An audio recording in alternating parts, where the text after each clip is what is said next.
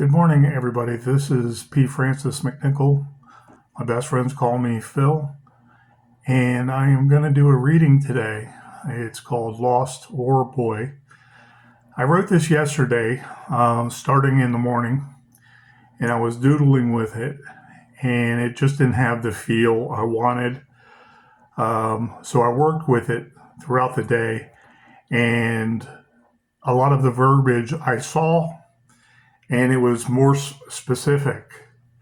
Yes, you can say there are synonyms, there are antonyms to many of the words I use.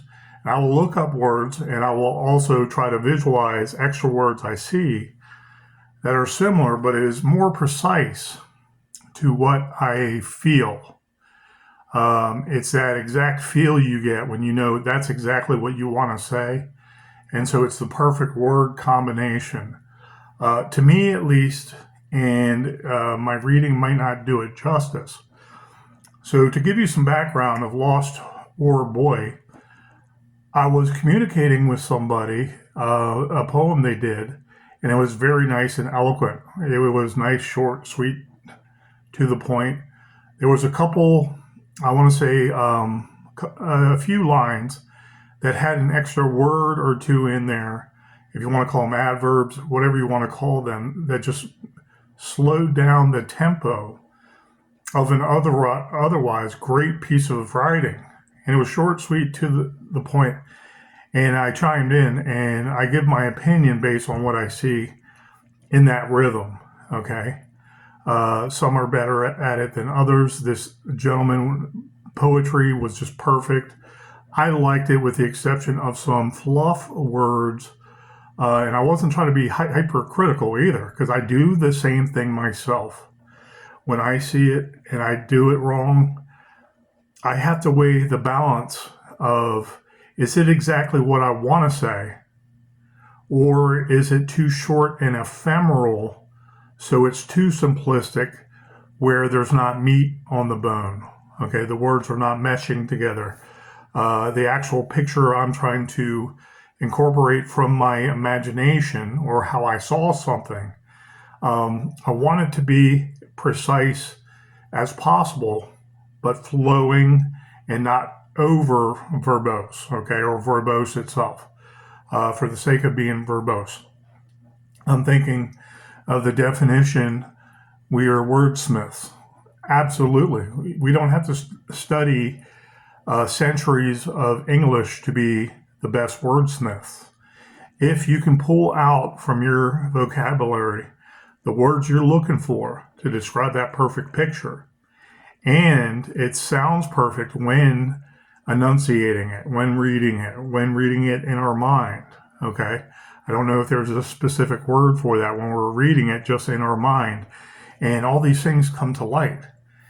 Is it what the author wants you to see when you're reading that? These words evoke images, and if it's not in, I want to say, a unified linear, even though it's going down, excuse me, but a unified goal to achieve the topic, to achieve the theme, to achieve the subject matter, by the end of that poem, what have we accomplished? Some poetry and prose are done in crazy ways to prove a point. We try to be too serious with ourselves and to make too much of a point about how we feel about something. Okay. And when you can sense the vanity with some authors, I'm guilty of it too. I might write something, it's just from my freaking heart. I'm pissed off about something, or I want to explain the subject matter, and it's very vain. Is that something we want to get out to prove a point?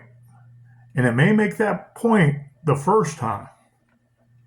But then when we do the poetry continually like that, is it really enjoyable? Do readers that read your first work and say, hey, that's really nice, I want to follow this person, female, male, it doesn't matter, whoever they are, and I like what they have to say, and then the same thing occurs over and over? Can it happen that the person that reads it is saying, I feel that exact way too, Vain, vain, vain, vain. Everything that they read from that author is vanity espoused.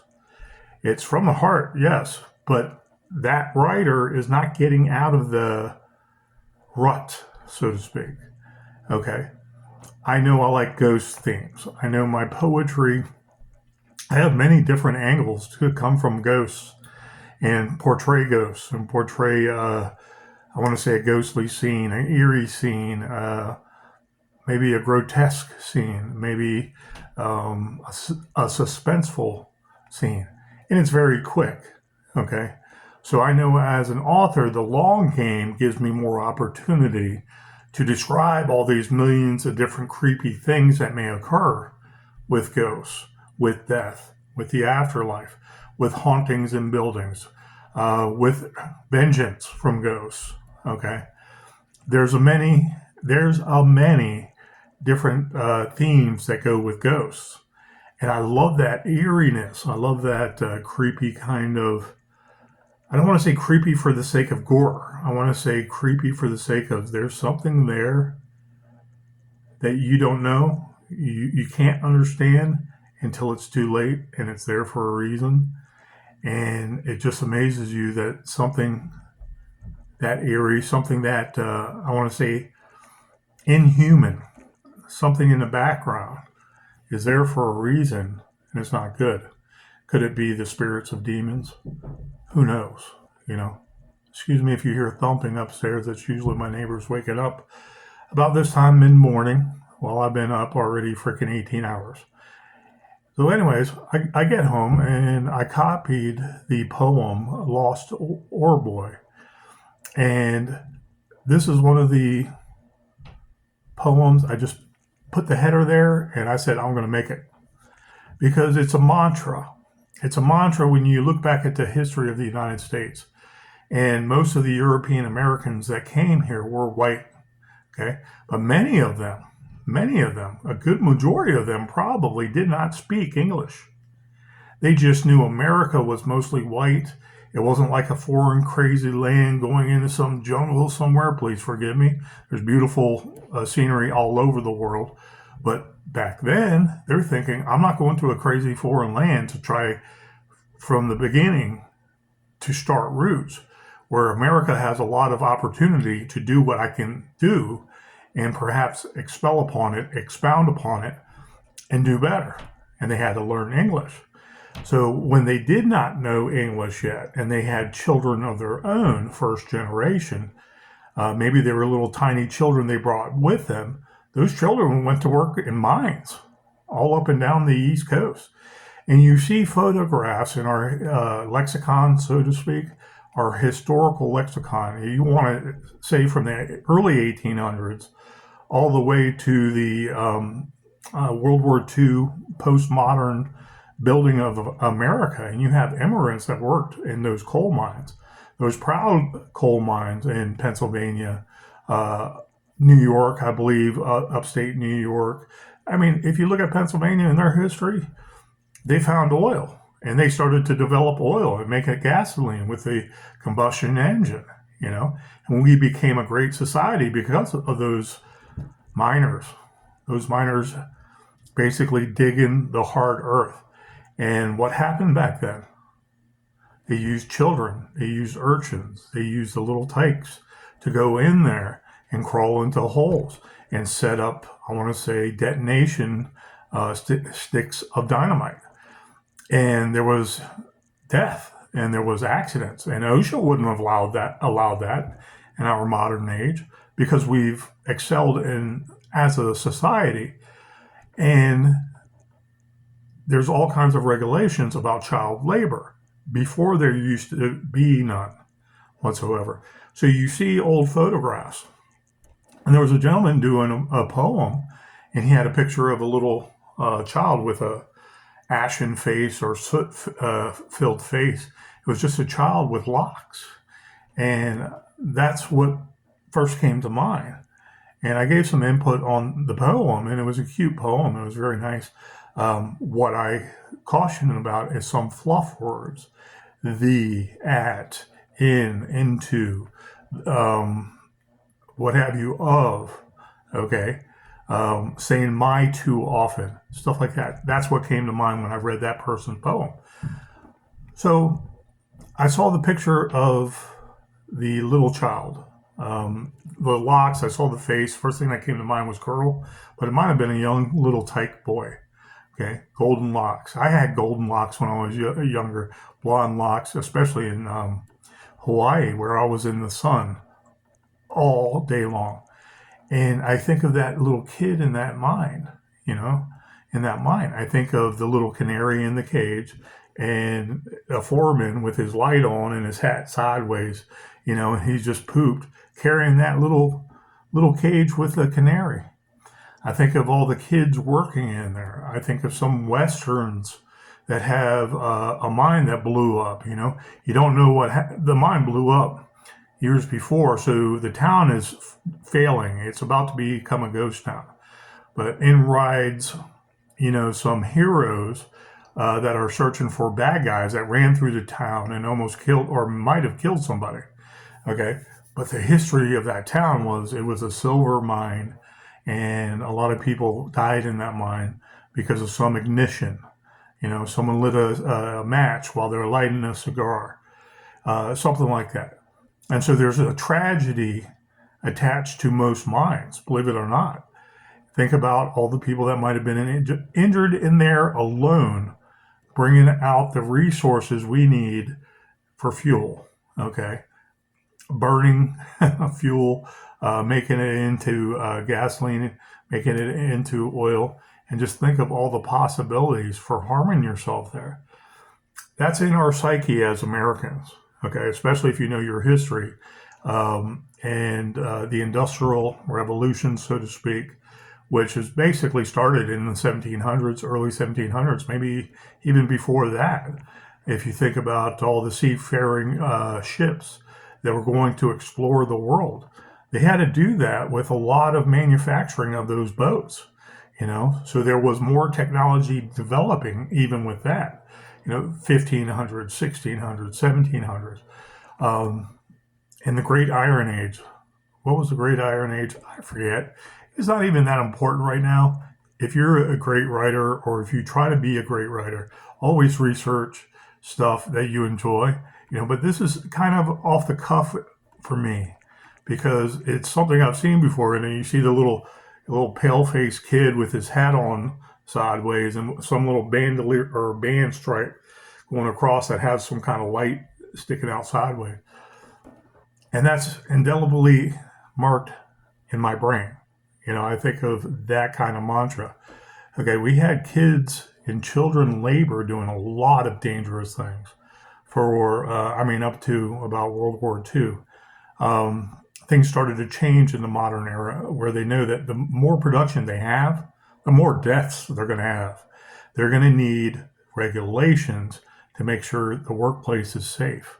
And of course, family doesn't want to keep on losing, their blood and treasure, so to speak.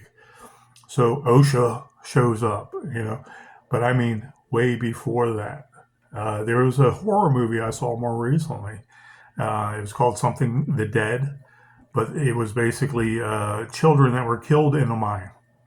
It wasn't the best movie in the world. I love researching and watching horror movies and being spurned by that imagination and saying I can write something better than that, and capture that feeling of suspense, tragedy, horror, vengeance, love, sometimes, and the dynamics of interpersonal relationships and why something happens. Okay, when we think it's for the wrong reason, but it's really, to atone for the past. I love all that stuff. And this movie was not that bad in that the kids were involved and they were basically zombie kids that come back, and their eyes are recessed, dark, and they eat flesh. Okay, and they, I think, seek vengeance on all humans, especially adult humans. But it was more or less supposed to be a zombie movie, but they were more like ghosts that attack and can pillage and eat. So I saw that, and that was like spurning me. That was lighting a fire under my ass, and I was like, Yeah, that takes place in the mountains, and there's some crazy guy that owns the land, or he did, or he knows the people that own the land. And so he knows about those ghost demon children that were killed in the mine some 100 or 80, 90 years before. And so he tells, the new family that inherits the property on that land, what to do. They have to stay inside when the sun falls and everything. And I'm thinking about, okay, it's kind of thrown together. And there's a lot of stuff with new movies nowadays. You don't have to say when you're doing the slow, dramatic rollout. And so it wasn't my cup of tea. It was not perfect, but I watched the whole movie twice.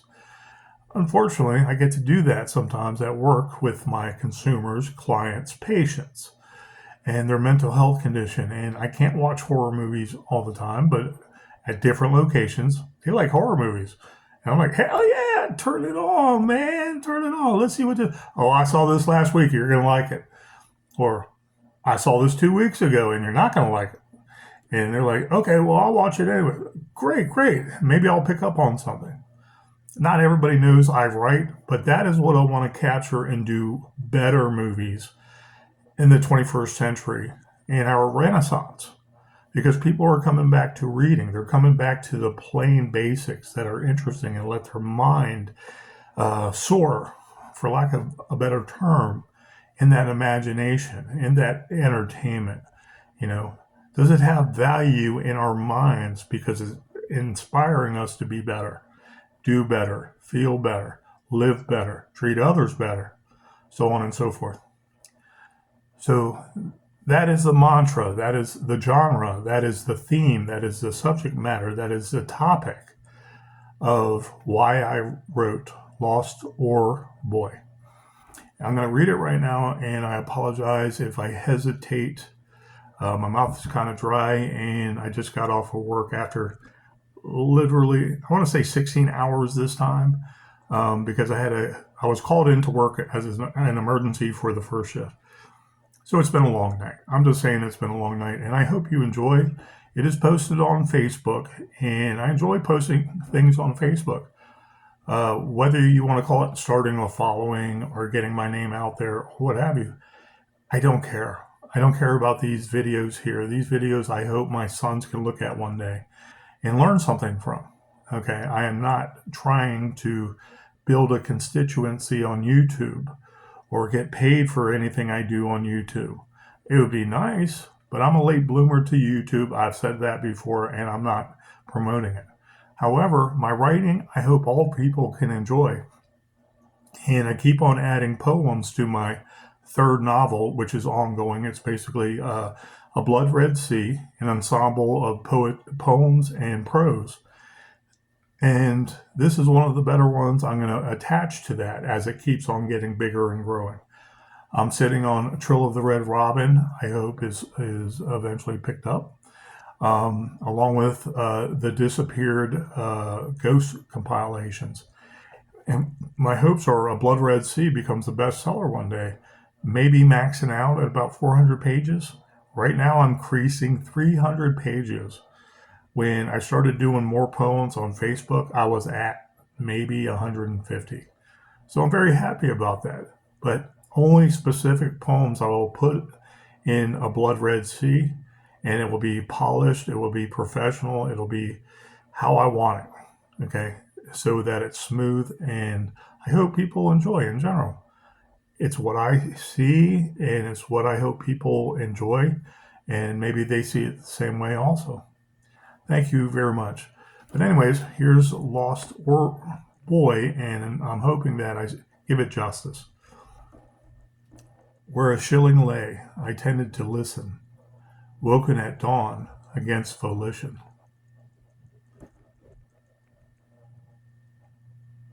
A father since gone off to war, mother knitted a yarn winter scarf. Hurrying to a boss man in line, headcounts doled, elder teens combined. Fed a tittle bowl of porridge, amber locks sop in elevator steerage. Wool duds dusty, sweating verklempt, lasses, packed rats, huddling in vents. Morose ashen faces, narrow and varied, while 5-year-olds revive lemon canaries.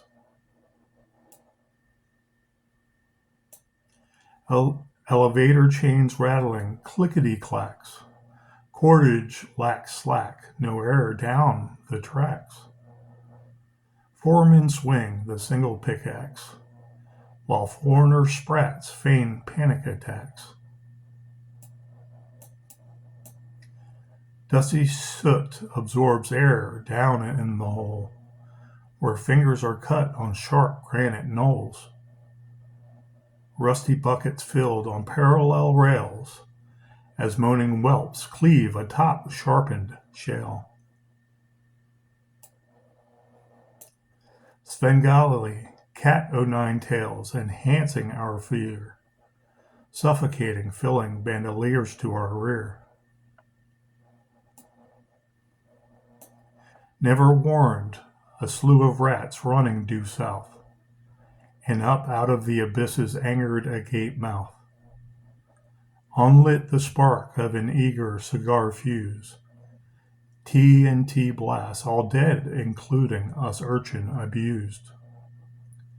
Collapsed earthen weight as mountainsides bury, crushing little cherubim in all of God's fury.